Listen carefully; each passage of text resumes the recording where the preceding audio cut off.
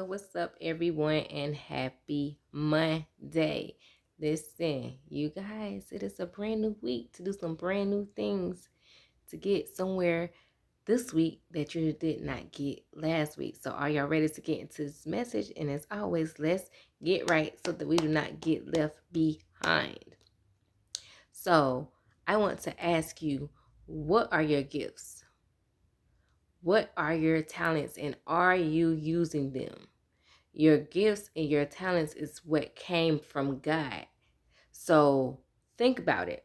Are you using them? And if not, we all need to be using our God-given gifts and talents. See, because we often go through life working and doing things that we do not like, or sometimes we may have the passion, we may even love what we do, but again, it is not the gift that God gave you.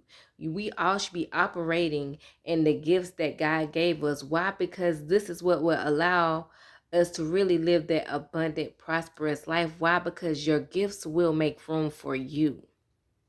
Not you working so hard to get to a certain point in life that you probably won't get to because you're not operating in your God-given gift or talent.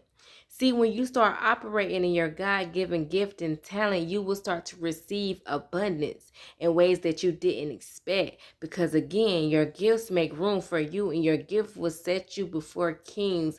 God will see that you are using your gift, and his gifts that he gives us is for his kingdom. So when you start to use them for his kingdom, he will give you more. For instance, let's go to the Bible. It's I'm not even sure where it is, but just read it, you'll find it.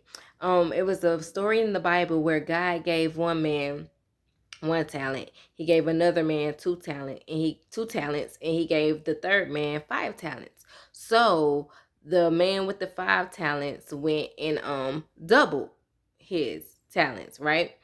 The man with the 2 talents went and also doubled his talents, but the man with the 1 talent, he was too busy in his feelings because he only had one, and the other man had more than him, that he didn't even use it. What he did was he buried it.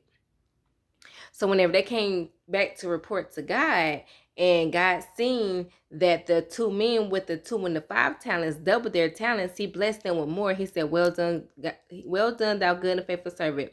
You have been faithful over a few things. I'm going to make you ruler over many things. Why? Because they did what they were supposed to do with what they had.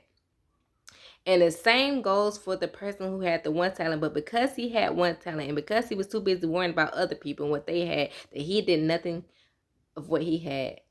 And when he reported to God, God called him a wicked servant, a fool, because you did nothing with what I gave you. So therefore, guess what he did? He took it away and gave it to somebody else who was willing to do with what they were supposed to do. So the overall, what I want you to get out of this message is stop worrying about what somebody else has. Only focus on your talent, because again, the talent he gave you is going to serve you. It's going to help you grow. He didn't give it to you for no reason for you to struggle and worry about somebody else. No. You have to know that if you do not do nothing with what he gave you, he will take it away. Because also in the Bible, he says, he who has much is given, but he who has and does nothing, it is taken away. So that is why he took away the servant's talent who did nothing, because he did nothing. So in life, start operating in your God-given gifts and your talents, because sometimes you're operating in a passion that you love, and maybe it's time to give that up. And I'm not telling you what to do, because you have to take it back to God and go to God and ask him what you need to do, because maybe you can operate in that as well as your gift or your talent. But sometimes he may call you out of what you are doing so that you can pursue your gift and your talent that he has given you, so that you can start to live exactly how you aspire to live and how you have been praying for him to live. A lot of the times it's the simplest things that we don't think about, because we too busy are in our minds so heavily trying to figure out what it is that we can do to make the money that we want to make or to live the life that we want to live. And I'm here to tell you that, listen, to create and have the life that you want to live, it is for you to operate in your God-given gift and talent. That is your answer. Because again, it will make room for you. Your talent will start to work for you and you not working for it. And it will set you before kings. Do you hear me? So to anybody and everybody, listen, let's start operating in our God-given gifts and talents. And as always, let's be motivated, but most importantly, let's stay inspired.